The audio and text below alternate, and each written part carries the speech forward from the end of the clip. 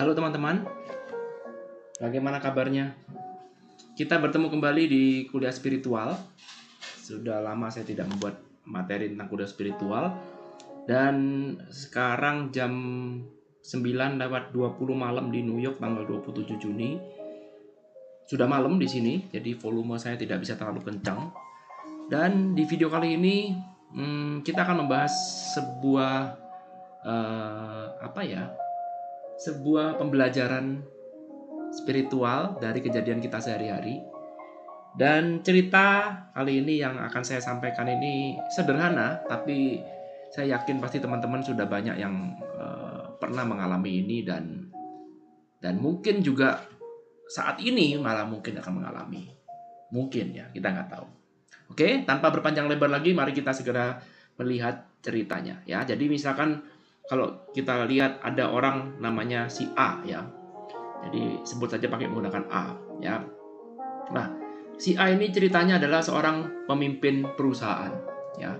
Jadi dia ini boleh dikatakan bosnya lah gitu ya. Jadi misalkan kita ngomong dia punya toko deh gitu deh, sederhana aja. Oke. Dia punya toko di mana di dalam tokonya ini dia punya 4 orang pegawai gitu misalkan, oke? Orang pegawai. Oke, sebut saja pegawainya adalah B, C, D, E gini ya. Cuma nama aja biar nggak usah capek mikirin nama. Apalah arti sebuah nama, oke? Nah, ketika hari ini ya, jadi di hari ini si A ini berangkat dari rumahnya, ya rumahnya di sini ya, pergi ke tokonya ya. Jadi dia pergi ke tokonya, mau berangkat pagi-pagi ya. Lalu kemudian pagi-pagi ketika dia baru bangun, si A ini punya istri namanya si B, C, D, E, F, namanya F, A, B, C, D, E, F ya. Nah, lalu kemudian istrinya si A ini pagi-pagi udah marah-marah ya. Jadi si A ini dibilang, wah Pak, ini gimana nih, pembantu kita itu nggak bisa diatur, itu anak kita semalam nggak pulang Pak, ini begitu. Wah, jadi pembantu kita kelihatannya curi uang nih. Jadi istrinya pagi-pagi udah ngomel-ngomel gitu ya. Ya udah ngomel-ngomel, udah gitu ngungkit-ngungkit kesalahan masa lalu. Biasanya kalau udah ngomel-ngomel itu ngungkit-ngungkit kesalahan masa lalu. Udah ini anak kita berantakan begini karena kamu nih, semua karena kamu. Kamu isinya cuma kerja aja dipikirin, nggak pernah mikirin rumah, misalkan seperti itu ya. Maka apa yang terjadi, si A pun tadinya cuma nggak menganggap cerita itu, sekarang si A jadi ikutan emosi. Jadi si A langsung ikutan emosi ya. Jadi si A bilang, mama juga yang salah nih, mama ngurus rumah gak bener, jaga anak gak bisa, tugas saya memang kerja, mama di rumah aja masih nyala-nyalain kita. Wah, mulai makin rame, istrinya juga di sini makin rame, makin kenceng. Dia bilang katanya, kata teman saya kamu tuh lagi selingkuh dengan sekretaris kamu misalkan. Makin rame, makin kenceng. Singkat cerita, si A akhirnya karena sudah jam 8 pagi harus pergi ke toko ya. Maka si A pun akhirnya meninggalkan istrinya dalam kondisi marah-marah. Dia keluar rumah, pintunya dibanting, buah gitu. Saking keselnya, pagi-pagi udah bikin kesel. Ya. Lalu kemudian di jalan, ya, si A ini nyetir dari rumah ke tokonya. Di jalan karena dia masih emosi, dia masih mengingat omongan-omongan istrinya yang menyakitkan hati. Ya, lalu kemudian di jalan dia tiba-tiba dipepet sama mobil ketika mau antri masuk tol, dipepet sama mobil. Ini mobil kurang ajar bener nih, ini nggak ngantri kok bisa-bisanya mepet saya. Wah, si A nggak terima karena dia lagi emosi. Pas kebetulan ada mobil yang nyerempet mau hendak ngambil jalurnya dia. Wah, dia nggak terima. Jadi si A ini pepet-pepetan mobilnya. Dia bilang, wah, pencet gas terus, di klakson. Jadi si A ini emosi ya. Lalu kemudian akhirnya terjadilah serempetan. Ternyata yang diserempet adalah mobilnya tentara. Waduh, udah makin ruwet lagi. Ya ternyata dia itu tentara, pangkatnya tinggi. Wah, istrinya tentara marah-marah, dibilang nggak tahu aturan begini begitu. Wah, udah segala macam sumpah serapah dikeluarin. Ya si A akhirnya nggak berdaya juga. Mau gimana lagi? Wong namanya tentara ya, kita nggak bisa melawan ya. Akhirnya si A double kegelian. Aduh, gua nih hari ini sial bener. Di rumah istri udah marah-marah di jalan, mobil saya pepetan dengan pepetan dengan mobil lain. Ya, lalu kemudian setelah drama yang berpanjang lebar itu, akhirnya si A sampai juga ke tokonya, ya. Ya, si A sampai ke tokonya, ya. Sampai di toko dia mau parkir mobilnya, ya. Ternyata parkir mobilnya ada mobil lain yang menutupi parkir mobilnya dia. Ya, ternyata itu, wah dia marah sekali. Ini parkir saya nih, udah jelas di situ dilarang parkir. Itu sudah space punya saya. Akhirnya si A klakson. Nah, tidak lama kemudian muncullah orang yang punya mobil itu. Ternyata dia adalah pelanggan dari toko sebelah. Ya, jadi tokonya si A, ini ada toko juga sebelahnya. Ternyata dia ada pelanggannya dari toko sebelah. Aduh, dia makin marah si A. Kurang ajar bener. Gak bisa baca ya, matanya di mana? Wah, dia marah-marah. Dia marah-marah sambil parkir mobilnya. Ya, ternyata dia sambil parkir mobil. Masuk, setelah selesai, ternyata masuk toko. Apa yang dia lihat? Wah, ternyata toko belum dibuka sama pegawainya. Ya, pegawainya belum dibuka. Biasanya pegawai ini jam 8 sudah buka toko ini. Ternyata setelah sampai di toko, tokonya belum dibuka. Pegawai yang bawa kunci toko belum datang. Wah, makin marah lagi si A. Ya, si A marah. Jadi perhatikan ya, si A datang udah bawa beban satu, ya di sini sama istrinya. Habis mobilnya nabrak, ya, tambah lagi parkirnya diambil orang, tambah lagi toko belum dibuka. Wah, perhatikan. Sekarang emosinya si A sudah meledak-ledak. Akhirnya si E yang bawa kunci akhirnya datang. Si A marah-marah. Si E dimaki-maki karena kok belum jam 8 kok belum buka, padahal pada saat itu masih jam 08 titik mungkin 05 mungkin ya. Ya biasalah ya, Indonesia terlambat jam 8 cuma terlambat 5 menit kan ya, gak ada arti lah. Bisa ditolak. Tapi karena si A sekarang sudah perhatikan bebannya 1 2 3 4. Dia cari pelampiasan, betul? Dia cari pelampiasan. Si E dimaki-maki. Kemudian pegawainya B, C, D, tokonya sebelum buka, wah pegawainya dimaki-maki semuanya, dibilang gak bisa kerja lah, begini, kesalahan lama diungkit terus seperti itu, ya. Dan lalu kemudian si E sebagai orang yang bawa kunci, wah dia melihat dimarahi sama bosnya seperti itu, dia pun juga sekarang mulai tersinggung. Brengsek bener sih bos ini, terlambat 5 menit aja ngomel-ngomel segini segitu, gaji gak pernah dinaikin, mintanya banyak, kerja di sini gak keenaan, minta ini pelit lagi orangnya, gak ada jaminan ini, jaminan itu gak ada. Si E pun juga mulai ngomel-ngomel, ya. Nah ketika si E ngomel-ngomel, lalu kemudian datanglah pelanggan komplain dengan produk, minta ketemu sama si E, nambah beban lagi, betul? Ya, setelah itu dia di jalan ribut sama si D, sesama pegawai, tambah lagi. Ya, sekarang kita cerita sama si E, pegawainya yang dimarah-marahin tadi, betul? Ya, sekarang si E jadi punya beban lagi, dimarahi bos, beban lagi dimarahi pelanggan, beban lagi ribut dengan temannya, ya. Lalu kemudian ketika perjalanan pulang, toko ditutup, lalu kemudian si E pulang di jalan, ban mobilnya ternyata meletus. Ya, dia mau, aduh, pas lagi kita gini ban mobilnya meletus, tambah lagi. Nah, kemudian si E pulang, ya, perhatikan, si E pulang, akhirnya si E bertemu dengan istrinya di sini, ya. Bertemu dengan istrinya, pulang, istrinya sudah lama menunggu di rumah, dia datang menyambut karena si E datang dengan banyak beban, ya. Nah, maka kemudian istrinya ketika buka pintu dia bilang, "Mana makanan saya? Saya udah lapar nih." "Oh, sebentar Pak, tenang Pak, sebentar Pak, sebentar, tenang." Ya, ini sebentar lagi udah mau matang ya. Misalkan pada saat itu dia pulang jam 8 malam misalkan ya di sini ya. Tenang Pak, sebentar lagi udah mau matang. Wah, marah-marah karena sekarang si E ini sudah pegang beban 1 2 3 4. Wah, maka si E bilang langsung marah-marah, dibilang, "Kamu tuh istri ngapain aja di rumah?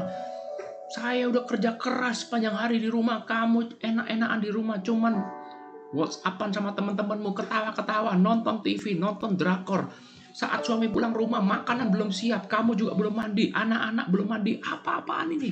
Wah, marah-marah dia. Wah, ya, sehingga sekarang istrinya pun juga ya ada dua macam, ya istrinya ya bisa menerima ini atau istrinya juga ikutan ketularan. Ya, saya stop sampai di sini ceritanya ya. Ini ceritanya bisa panjang lebar ke sana kemari, tapi perhatikan asal mulanya semua itu dari mana? Dari ini kan, ya, dari sketsa nomor 1 ya. Kalau kita ngomong sketsa ini ada sketsa nomor 1, betul? Ya, asal mulanya tuh semua dari sini. Ya, asal mulanya adalah dari ketika si bos dimarahin oleh istrinya. Jadi singkat cerita, apapun penyebabnya dia dimarahin, tapi pada intinya si bos ini ternyata tidak bahagia, ya. Oke? Emosi lah, apa segala macam. Dia keluar dari rumah, dia sudah tidak mendapatkan kebahagiaan. Oke? Ya, dia sudah keluar dengan marah-marah, pintu dibanting ya. Kemudian di jalan dia attract dari satu kejadian seperti ini, ya. Maka ini seperti vibrasi ya, seperti ketika kita tidak bahagia, apa yang kita rasa, perhatikan di sini ya, apa yang kita rasa inilah direspon oleh semesta ya, sehingga semesta di sini memberikan feedback sesuai dengan apa yang Anda rasa, sehingga dia akan memberikan feedback. Jadi ketika Anda memainkan emosi tidak bahagia seperti ini, marah-marah ya, maki-maki orang ya, Anda memainkan sebuah rasa, maka secara tidak langsung Anda sedang mengatakan pada semesta, saya sedang tidak bahagia sekarang, tolong saya kasih lagi tambahan ketidakbahagiaan. Ya. Nah, ini yang disebut dengan law of attraction secara kasarannya. Memang tidak sesederhana ini, tapi secara garis besarnya kurang lebih seperti ini. Karena itulah ketika si A marah-marah, secara tidak langsung dia akan attract kejadian yang membuat dia menjadi semakin marah. Sampai sini bisa diikutin ya. Karena itu dikatakan ketidakbahagiaan Anda itu menular. Demikian juga kebahagiaan Anda akan menular. Jadi kalau sekarang orang si A ini pada saat itu dimarahin istri, lalu kemudian dia memilih untuk tetap bahagia, artinya ya sudahlah, jangan marah-marah, papa kan dia capek ya. Ketika dia lagi normal, tidak error, stok cintanya lagi tinggi, maka nggak mungkin si A tidak bahagia. Mungkin si A merasa, paling istriku lagi PMS, paling istriku ini cuma lagi uring-uringan, sebentar juga hilang. Ya, tapi ketika si A menanggapi itu, jadi ketika istri marah ini kan misalkan kita ngomong vibrasi, ya vibrasi emosi negatif ini, misalkan vibrasinya adalah 100 Hz misalkan. Oke? Maka apa yang terjadi? Istri ini ingin suaminya juga merasakan vibrasi yang sama. Ya, jadi ketika suaminya bahagia, maka si istri akan bingung. Karena apa? Kok suami saya gak ikut gelombang yang sama? Ya, secara tidak langsung ketika Anda marah-marah, Anda kepingin orang itu punya vibrasi yang sama dengan Anda, bukan vibrasi marahnya. Mungkin dalam vibrasi ini dikatakan juga ada guilt misalkan, rasa bersalah misalkan. Ya, anger ini rasa bersalah. Jadi intinya adalah zona force and zona power. Ya, jadi kalau misalkan istrinya tuh marah-marah masuk zona force, maka dia pun ingin suaminya pun juga ikut masuk zona force. Gak bisa, itu sudah rumus. Ya, tapi pilihan bagi suaminya, apakah Anda mau ikut apa enggak. Kalau Anda tidak aware, ya kalau si suaminya ini tidak aware, si A tidak aware dengan ini semua, maka jauh lebih mudah untuk ikutan force. Ya, jadi ketika dia marah, ada dua kemungkinan, entah balas marah, atau yang kedua justru malah ada rasa bersalah atau rasa malu. Memang ini yang dicari kan. Kenapa Anda marah-marah? Karena mau kepingin orang yang Anda marahin itu punya rasa bersalah atau punya rasa malu. Itu kan yang dicari, betul nggak?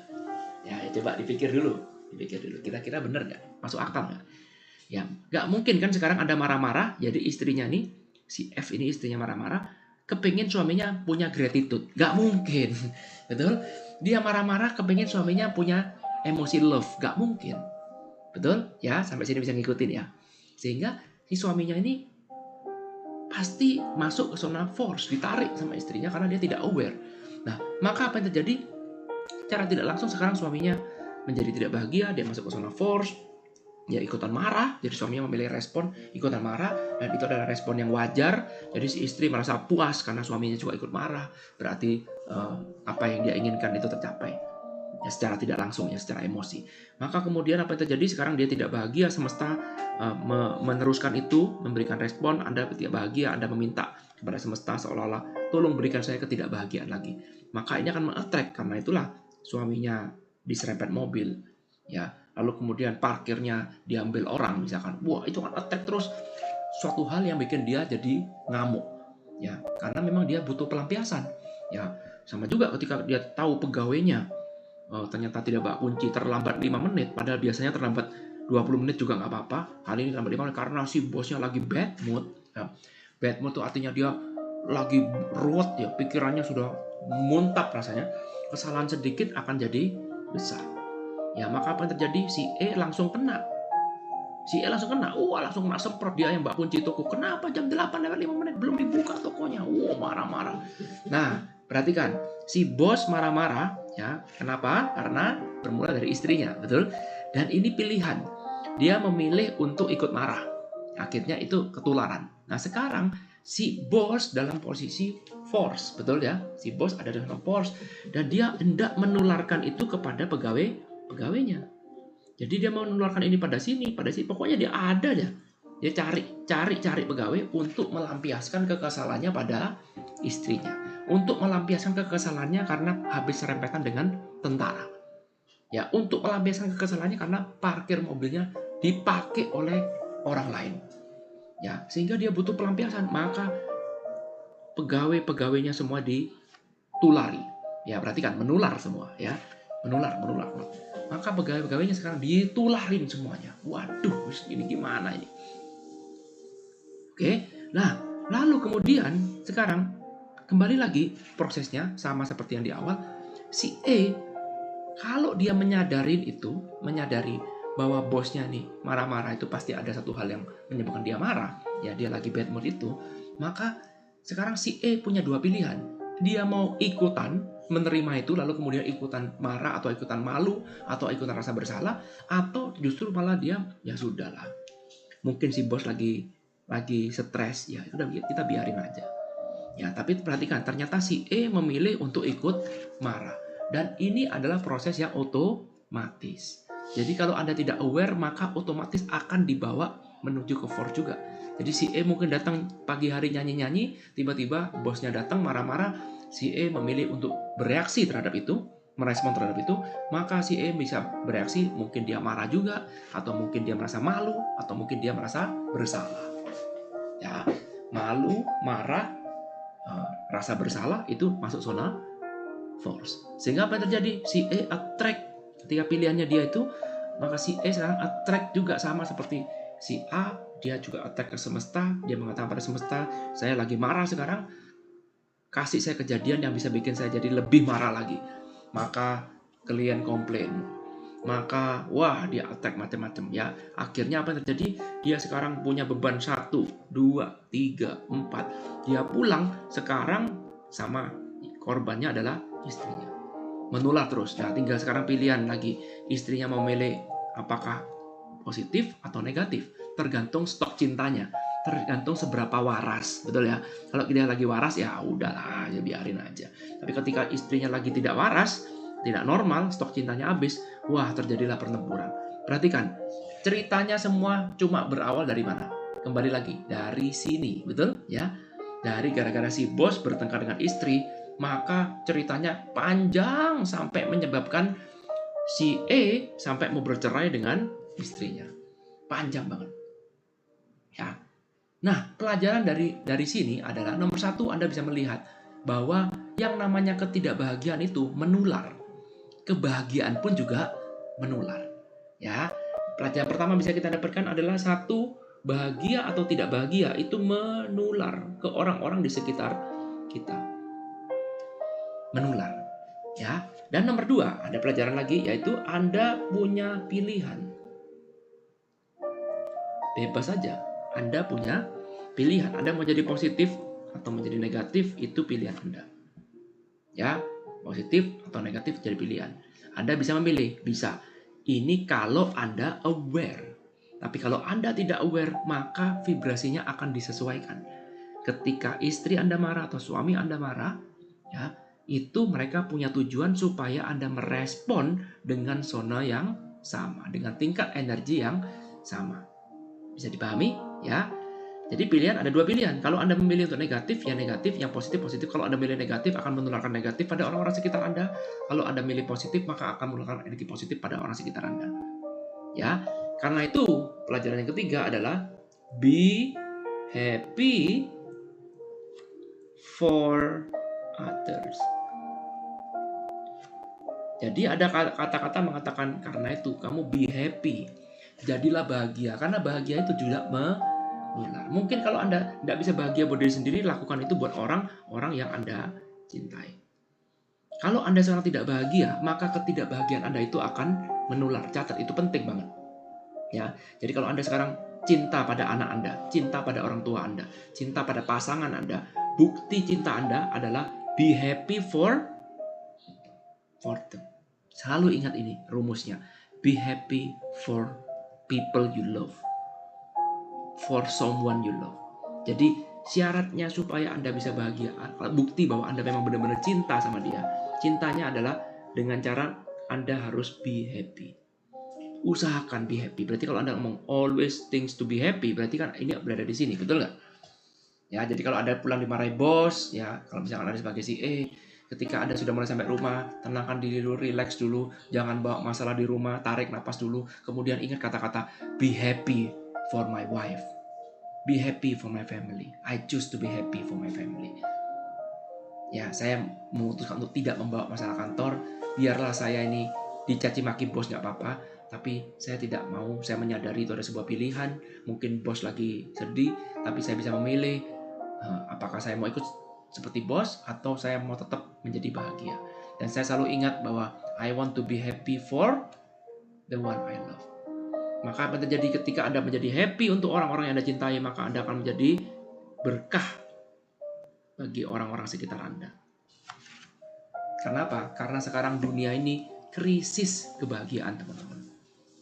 Jadilah duta kebahagiaan. Dunia ini sekarang krisis kebahagiaan. Kenapa? Karena kebahagiaan kita sekarang syaratnya banyak, betul? Sekarang syaratnya terlalu banyak. Mereka nggak tahu bahwa sebenarnya bahagia just be happy. Mereka berpikir saya akan bahagia kalau saya punya Mercedes Benz. Saya akan bahagia kalau utang-utang saya lunas. Saya akan bahagia kalau. Nah, perhatikan, semua itu akan Anda lawan dengan pernyataan I want to be happy for others. Yes, betul saya masih punya banyak utang. Yes, betul saya masih punya banyak tanggungan. Yes, betul saya masih belum sukses. Tapi saya bisa memutuskan untuk happy. Kalau nggak bisa buat happy for myself, I want to be happy for others. For the one I love. Saya harus bahagia. Saya bahagia itu ada sebuah pilihan terlepas apapun keadaan saya sekarang. Ini adalah sebuah pilihan. Ya, saya akan perjalanan menuju jutawan, menuju milioner. Saya menuju ke sana. Tapi sekarang saat ini saya mau menjadi bahagia. Karena kalau saya bahagia, maka ini akan menular ke orang-orang sekitar saya. Termasuk juga orang-orang yang saya cintai. Semoga pembelajaran ini bisa memberikan makna yang mendalam bagi teman-teman semuanya. Pesan saya adalah jadilah duta kebahagiaan. Be happy, jadilah bahagia. Terlepas apapun yang Anda alamin, selalu ingat, jadilah bahagia untuk orang-orang yang Anda cintai. Kalau memang Anda mencintai istri Anda mencintai anak Anda, mencintai suami Anda, mencintai orang tua Anda, jangan cuma sekedar ngomong di mulut.